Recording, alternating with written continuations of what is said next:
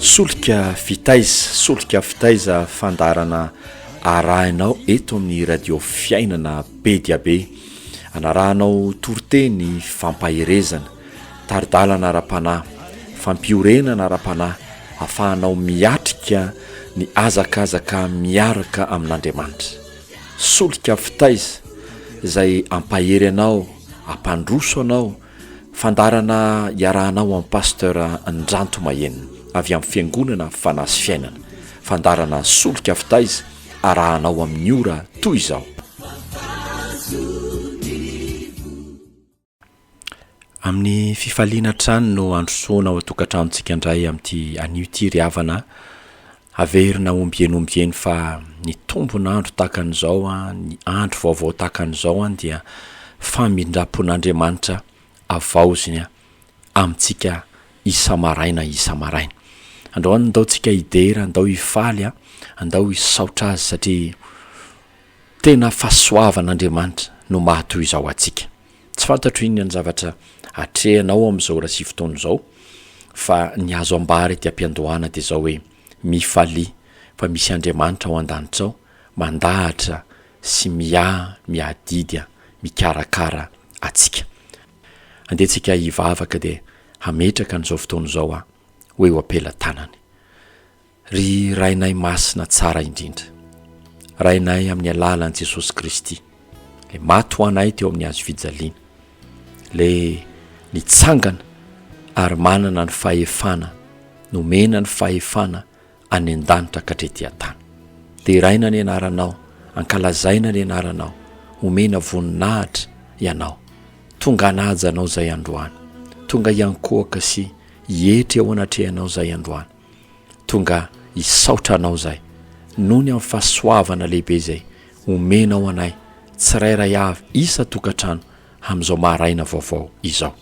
Fahasoavana satria mbola afaka handre indray ny teninao, fahasoavana satria mbola afaka manokatra ny fonay zay ho amin'ny filazantsaranao, satria ny teninao, ny filazantsaranao no mandrindra ny fiainanay. Misaotra sahady Jesosy Kristy Tompo ny amin'izay ambaranao aminay androany. Aleluia, amen. Eny ary havana malala ao amin'ny Tompo, andehantsika handray ny baibolitsika ary. Mila manana baibolitsika ary havana, mila tia mamaky ny ten'Andriamanitra isika ary havana, satria ny ten'Andriamanitra ne no apinga atsika, zany hoe fiarovana ao atsika, jiro hoe tsika manohy ny fiarahana miazakazaka amin'Andriamanitra. Raha isika ny bokin'ny Joba, Joba toko faha 5, Joba toko faha 5 dia ho raisika ny andininy fa manomboka eo amin'ny andininy fa 17. Joba toko faha 5 dia ho raisika eo amin'ny andininy fa 17. Indro sambatra ny zanak'olombelona izay anarin'Andriamanitra, koa aza atao ho zavatra kely ny famaizany tsy to, fa sady mandratra izy no manorotoro izy, ary ny tanany ihany no manasitrana. Amin'ny fahoriana enina dia hamonjy ianao izy, eny 7 aza dia tsy hisy loza hiatra aminao. Raha avy ny mosary dia hiaro anao amin'ny fahafatesana izy, ary raha avy ny ady dia hiaro anao tsy ho voany sabatra izy. Hampiereny tsy ho voany kapobava ianao, ary tsy atahotra raha avy ny fandringanana. Ny fandringanana sy ny mosary dia iomezanao, ary tsy atahoranao ny bibidia, fa vita fanekena amin'ny vato any an-tsaha azy ianao, ary ny bibidia hiavana aminao. Ary ho hitanao fa ny fiadanana no lainao, ary amin'izany kijanao ianao dia ho hitanao fa tsy misy very ny anao, ny ao. Ary ho hitanao koa fa maro ny zanakao, ary niterakao tahaka ny ahitra amin'ny tany. Haharitra ianao ambara-piditra ao any am-pasana, raha mbola enjana dia tahaka ny amboarambary akarina amin'ny fotoana. Izany ary no izy, fa efa nandinika azy izahay, evero ary zany mankafantaro tsara. Azadiny fa tamin'ny voalohany teny ny teny dia Andriamanitra ary tao amin'Andriamanitra. Io teny io namoronana ny zavatra rehetra. Io teny io no nanetsehan'Andriamanitra ny zavatra rehetra. Io teny io no nampisian'Andriamanitra ny zavatra rehetra. Fa teny ihany koa nanafoanan'Andriamanitra ny zavatra rehetra. Io zany aoka iorina amin'ny tenin'Andriamanitra isika. Raha iverintsika ary amin'ity Joba 5 ny 17:10 dia misy fanambarana goavana ry havana ao anatin'ny zavatra omeny ny tompo antsika androany, sady mampahery no manazava ny fotsika ny saitsika ny amin'ny fitondran'Andriamanitra. Noho ny voasoratra, indro sambatra ny zanak'olombelona izay anarin'Andriamanitra. Anarin'Andriamanitra koa aza atao zavatra kely ny famaizany tsy to. Eto ry havana dia miresaka endrika fahasambarana anankiray eo imason'Andriamanitra ny tenin'Andriamanitra. Ary ny fahasambarana anankiray izay asehony eto dia ilay zanak'olombelona. Ilay zanak'olombelona tsy ilay velombelom-poana, tsy ilay miriry ho azy eny, tsy ilay mandany andro etseroa fotsiny amin'izao. Ilay zanak'olombelona ilay tsy hoe tsy manana antom-pisina. Fanambaran'Andriamanitra tsara amin'ny teniny androany. Sambatra ny zanak'olombelona izay anarin'Andriamanitra. Mino fa olombelona ianao mihaino amin'izao raha sy fotoana izao. Fa te hilaza amintsika androany. Tena ilaitsika ny fananaran'Andriamanitra. Tena ilaitsika ny fananaran'Andriamanitra. Ohatrany mampiseho zany hoe ho very isika, haditra isika, hiala amin'Andriamanitra isika, ho rava ny fiainatsika raha toka tsisy mananatra isika. Ary raha tsy Andriamanitra tena ny mihitsy no mananatra atsika, dia hibrioka ny fiainatsika, hanaonao foana isika, ho ratsy fiafara isika. Ry havana, rehefa dinihana zany ten'Andriamanitra zany, dia ny fananaran'Andriamanitra kay dia fiarovana ao atsika. Ny fananaran'Andriamanitra zany hoe rehefa Andriamanitra ny mananatra dia fitiavana atsika. Mety marary ny fananarany. Io ane tahaka ny ray aman-dreny sy zanaka ao an-trano. Rehefa mananatra ny ray aman-dreny tena tsy mahafaly an'ilay zanaka mihitsy ny miaino azy, ny miatrika n'izany famaizana sy fananarana zany.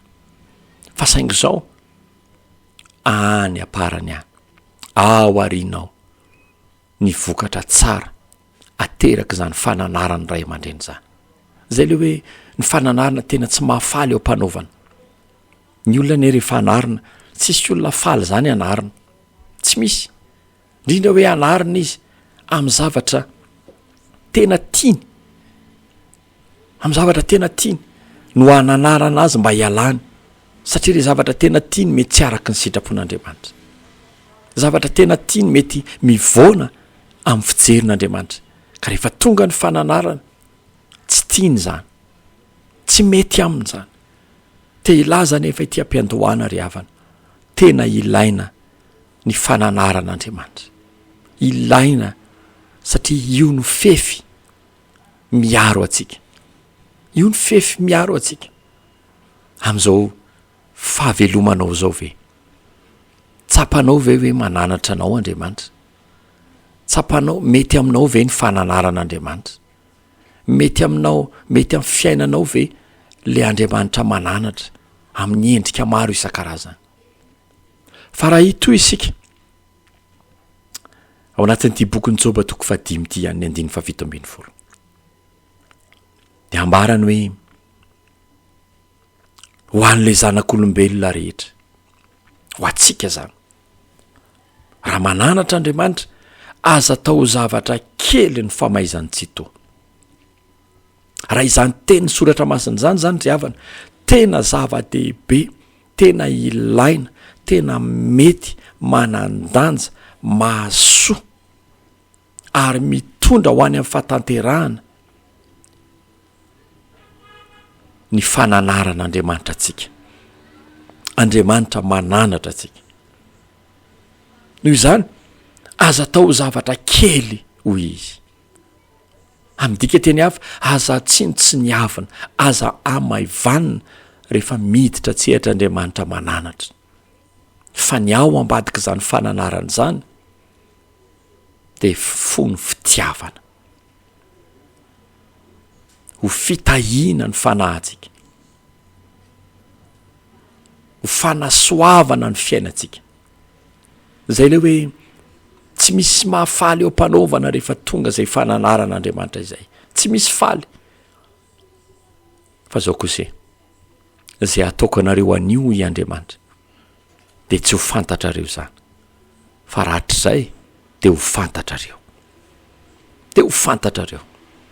Ry havana, ny olona tia anatra dia manam-pahendrena izy. Ny olona tia anatra ho lasa lavitra izy. Ny olona tia anatra dia hitoetra tsara ao amin'i Jesosy Kristy izy. Dia hoy ny voasoratra eto ny 9:20 io anatra io izy rehefa Andriamanitra ny mananatra izay tsy tokony atao zavatra kely zany Andriamanitra zany rehefa mananatra zany famaizana zany. Ilaina kay zany le hoe fay zany dia hoe nahazo lesona, nandray lesona. Dia hoy ny voasoratra fa sady mandratra izy no mame, manoro toro izy ary ny tanany ihany no manasitrana. Zany Andriamanitra rehefa mananatra. Endrika tahaka zany ny famaizany. Zanaka tiana ozy izy no anarina sy faizana. Ary Andriamanitra ray zany rehefa mananatra atsika, rehefa manafay atsika, zay averina ihany zava-dehibe zany, ilaina izany. Dia ny ao ambadika zany fanasitranana atsika, famehezana atsika. Ry havako malalo amin'ny tompo, jereo amin'ny fananaran'Andriamanitra io olana mitranga eo aminao io. Jereo misy lesonao. Rehefa Andriamanitra no manafay dia tokony misy lesonao voaraitsika ao. Zany hoe lasa misy fitombona, famatoranao. Dia raitsika Jesosy. Fa Andriamanitra zany rehefa manafay sy mananatra dia mandratra izy. Mandratra. Eo ane le tsy zakantsika indraindray. Eo le tsy mety amintsika satria maratra isika. Tahaka ny hoe rehefa toriana ny teny, rehefa tonga ny vetikana, ka voaotsokotsina isika, voatorotoro isika, voadona le izao atsika any anaty any, dia maratra isika. Maratra isika. Fa io famaizany tsy tonina le fananarana io mandratra, fa sady mandratra izy no mame, manorotoro izy. Rehefa tonga zany endrika fanorotoroana sy endrika mandratra izany, rehefa tonga ny filazantsara, tonga ny fananarana, tonga ny famaizana, tonga ny fanitsiana, isaory Andriamanitra. Fa misy tia ny atongavanao. Ry havana malala, rehefa miaino an Jesosy santsika miteny, rehefa mandre filazantsara tsika, rehefa miaino toroteny isika, dia tokony ho tsapatsika ao anaty ao voatorotoro azany. Ndao tsy hoe zahana hanohatra, no tsy ezaka nohatra n'izany nda ho anaiky an'izany fa ny ao ambadika izany dia zao fanasitranana ny tanjo an'Andriamanitra. Azay ny ambarany sady mandratra izy no mame manorotoro izy fa ny tanany ihany no manasitrana. Tanany ihany no manasitrana. Zany hoe mandra-pahatonga an'le fanasitranan'le tanany dia tsy maintsy mandalo an'izany aloha fanorotoroana aloha satria eo Andriamanitra no manala zay tsy avy aminy eo amintsika. Eo Andriamanitra no mandrantsana antsika. Zay le hoe brisement. Eo Andriamanitra no manorotoro antsika. Ry havana tena ilaina ny brisement, ilaina le fanorotoroana, ilaina le fandratsanana raha te hitoetra ho matotra mahatoky ao aminy isika, raha te ho lasa lavitra amin'ny fiarahana aminy isika. Tena ilaina zany mba mahatsapa avy efa manorotoro Andriamanitra ao anatin'ireny filazantsara renesitsika ireny. Mandratsana avy Andriamanitra dia andinika hoe isika hoe mba misy fanorotoroana na fandratsanana ataon'Andriamanitra ve eo amiko dia mitanisy ianao, misaintsaina ianao ny amin'ny toetrako, ny amin'ny toepoko, ny amin'ny fomba fisainako, ny amin'ny fitondran-tenako. Ilaina ry havana ny atao hoe mandiny tena raha kristianina isika. Ary na tsy kristianina ary isika mila mandiny tena tsika hoe hoaiza moa ty afarako ty, manahoana zao fiainako zao. Dia tokony hatsapitsika ao anatin'izany fa mila n'Andriamanitra nikay ny fiainantsika, mila ny Jesosy Kristy kay ny fiainantsika fa tsy vitatsika zany. Androany ary havany kristianina ve ianao? Tena zava-dehibe ny famaizan-tsotoa, tena ilaina ny famaizan-tsotoa, tena mahasoa antsika Andriamanitra mananatra. No zany rehefa tonga ny teny fananarana renesitsika eny amin'ireny toriteny, renesitsika rehetrarehetra eny, aza miezaka mandositra an'izany. Ekeo fa misy anjara teny satria misy tanjon'Andriamanitra nasitrana ao ambadika ireny. Fa raha hitotsika ao anatin'ny 9:20 amin'le Joba 5 rehefa niteny hoe ny tanany ihany ny manasitrany na dia manorotoro sy mame sy mandratra azy, ny tanany ihany ny manasitrana. Hitanao zany Andriamanitra zany rehefa manafay atsika na mananatra atsika mety mandratra tokoa fa asiany fefy izy ihany avy eo ny manampitamby. Ohatrany hoe tsy zakany fa tiany dia sitraniny ihany any amin'ny farany, karakarainy any amin'ny farany, anehoany fitiavana any amin'ny farany. Ry havana zany ange Jesosy, zany ange Jesosy tsika. Dia hoy ny voasoratra amin'ny fahoriana enina dia hamonjy anao izy. Mety misy fahoriana misesisesy fa zao hoe hamonjy Andriamanitra. Mety ndraindray tsy takatry ny saina fa ino ty zavatra mitrango ty, ary to miara tonga izy zany, atao tsy voafehitsony izy zany, fa zao hoe hamonjy anao izy. Fikiro, raiso, inoza ny teny zany amin'ny fahoriana enina dia hamonjy anao izy. Eny amin'ny 7 azy dia tsy hisy loza hiatra aminao. Ohatra ny teteny zany rehefa manaiky anarina isika, rehefa manao zava-dehibe ny fananaran'Andriamanitra tsika fa mahasoa atsika, zany koa dia endrika fanekena n'Andriamanitra, fanekena ny fitantanany, fanekena ny maha-Andriamanitra azy, izy miditra tsehatra mananatra. Fa rehefa tonga zay mety hisy loza fa tsy hiatra, mety tandindondoza fa tsy hiatra, mety hisy karazana zavatsarotra fa hamonjy izy, hamonjy izy.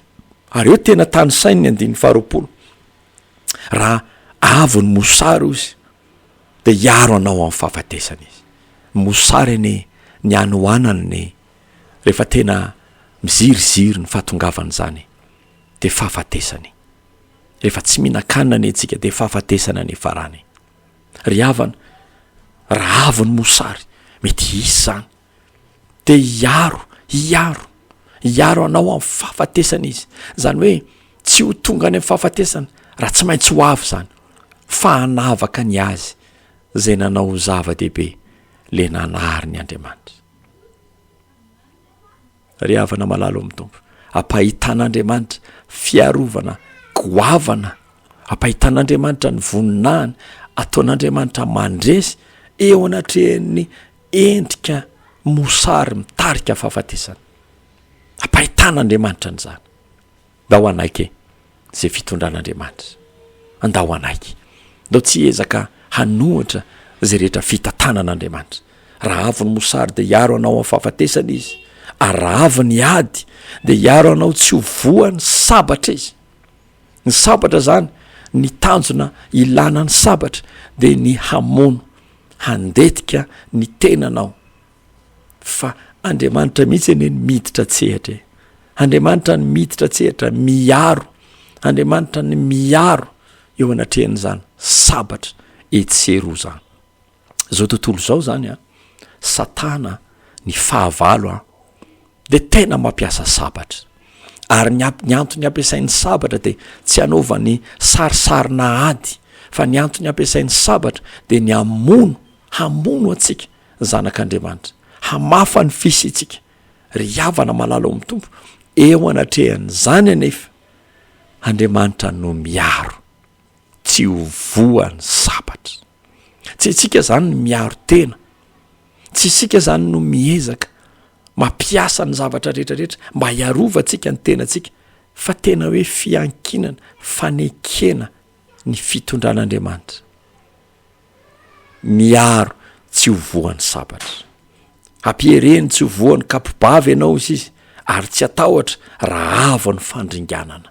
Isy ny fandringanana, isy ny kapobava. Fa Andriamanitra ny mampiery. Aza matahotra raha avo zany fandringanana zany. Endrezany Andriamanitra mampahery atsika ry havana. Mety zavatra sarotra no zavatra lalovana, fa miantsoa azy ekeo ny fitantanany, ekeo ny fitondrany. Ny fandringanana sy ny mosary dia iomezanao, ary tsy atahoranao ny bibidy. Aty amin'ny tapany farantsika maranana ny fiarahantsika amin'ny dian'io ity. Fa tena mampahery ny ten'Andriamanitra.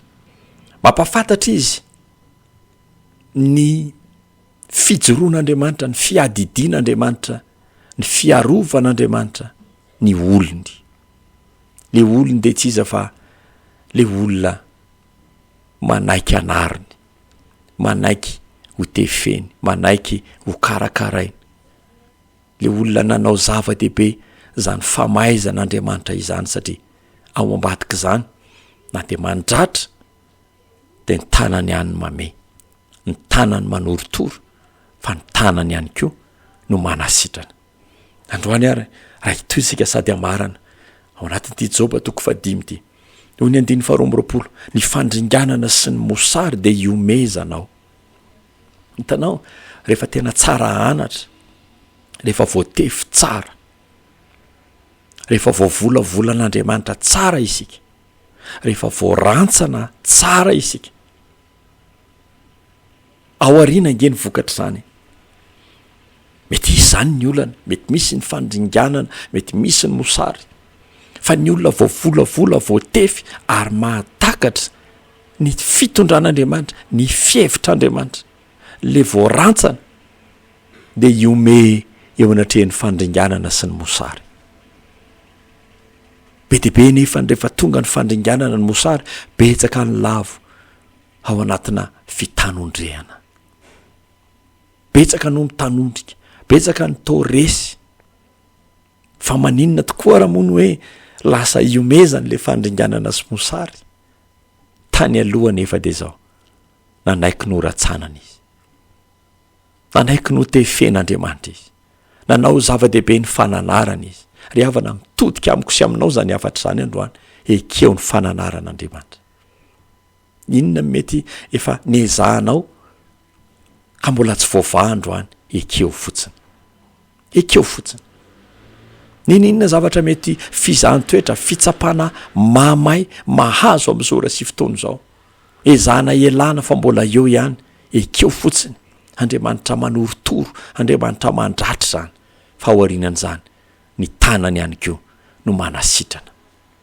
ndao hieverana ho ara-panany zavatra rehetra ry havana fa ambarany mihitsy iomezanao ny fandringanana sy ny mosary ary tsy atahoranao ny bibidia tsy hoe biby fa bibidia fa ny olona rehefa voatefy sy voavolavola voarantsana nahita n'le fiainana miaraka amin'ny tompo le fihevitr'Andriamanitra ao ambadika izany na mandalo azany bibidia le mikendry ny andrapaka ny amono hanaikitra tsy matahotra an'izany ry havana zany ny tanjon'i Jesosy zany ny tanjon'Andriamanitra amiko sy aminao anie ny afahantsika miatrika ny zavatra rehetra tsy amitahotra noho ny amin'ny asany manaiky venao anaovan'Andriamanitra asa ao anatinao. Ianao ve mahita hoe misy zavatra tokony ratsanana, misy zavatra tokony tena ilana fananarana ny fiainako takan'izao, ny fombako takan'izao, ny fanaoko takan'izao. Ndao iandrandrana zany androany. Fa hono voasoatra vita fanekena amin'ny vato anetsazy ianao ary ny bibidia de hiavana aminao. Hiavana. Ka rehefa tsy matahotra ne ianao de lasa miavana aminao izy. Lasa miavana. Ary hitanao fa ny fiadanana no lainao. Fiadanana. Hitanao any aparany zany. Zay le hoe sambatra ny olona zay anarin'Andriamanitra. Sy manao zava-dehibe ny famaizany tsy to. Any aparany fiadanana no lainao. Satria fantany fa ninona mety zavatra mitranga, manam-piadanana izy. Misy pia izy. Efa voatefy izy. Efa nahita fiainana miaraka amin'Andriamanitra izy. Efa nahatakatra ny fitondran'Andriamanitra izy. Fa na de taka misamboaravoara azy any am-piandohana. De misy famonjen'Andriamanitra any aparany. Rehefa tonga fanambarana ao anatsika zany ry havana, de tsy atahotra isika. Misy fiadanana ao anday. Ao anday. De hitanao kosa izy fa maro ny zanakao niteraka ao tahaka ny ahatra amin'ny tany. Zany hoe tena misy famokarana. Aharitra ianao ambarapititra ao any am-pasana. Zany hoe mandrapahafaty de olona maharitra tsara. Olona tena mahatakatra ny fitondran'Andriamanitra, olona matotra miaraka amin'Andriamanitra. Ary raha mbola enjana de tahaka ny amboarambary akarina amin'ny fotoana, zany ary no Jesosy izy. Fa efa nandinika azy izahay, evero ary zany, ka fataro tsara. Zany le sitrapon'Andriamanitra amintsika androany. Minao fa naharay ianao tamin'ity anio ity. Ary de ahery ianao, ahatakatra hitombo fatakarana ndray ianao manomboka androany. Tsy ho reraka intsony ianao. Hamoko voko. Handroka ny satana. Handroka de voly. Hanao fanafana etsero. Hitato fametran-tanana etsero. Tsy voatery ratsy akory zany. Fa manomboka ahatakatra ndray ianao manomboka androany. Manaika Jesosy. Zao fananaranao zao satria ny tanjonao de le hiadanako. Ny tanjonao de ny anasitrana. Ny tanjonao de ny anahafako anao. De tsika hivavaka ety am-pamaranana. Misaotra Jesosy. Misaotra fa tsara ianao. Tsara ny teninao. Mampianatra ianao. Satria tia anay ianao. Misaotra fa mazava ny tanjonao. De ny anananay, ny amfanahafana anao, ny tovy endrika aminao, ny ray fiainana aminao, ny anahaka anao. Jesosy tanjonao koa de nitoerany fiadananao ao anday anay. Jesosy tezao ara tompo. Ataovy manaiky anao ny mpiaino ny rehetrarehetra amin'izao ora sy fotoana izao, ny amin'izany fitondranao zany. Ana de misy fotoana tsy takatry ny sainay azy, misy fotoana mahavery hevitra anay azy, de ampianaro zay toetra mahatoky fa ny zavatra ataonao de tsara avokoa, ny lalanao de marina avokoa. Manao ny voninahitra dera mandrakizay fiadanana de anapaka amin'ny tsirairay. Misaotra Jesosy. Amen. Narahinao teo fandarana Solika Fitaiza, niarana tamin'ny Pasteur Ndrantomahenina avy amin'ny fiangonana Fanasy Fiainana. Ny Alarobia afahanao mifandray aminay 034 14 659 11. Aza misalasala mangatapavaka na miantso ny amin'izay toro hevitra ara-panahy mety ilainao. Ny fotoam-bavaka kosa dia anasanantsika isaky ny alahady manomboka amin'ny 7 ora sy 4 etsy anjanahary ny toerana fiangonana fanasy fiainana ambaniny lycée miarantsoa.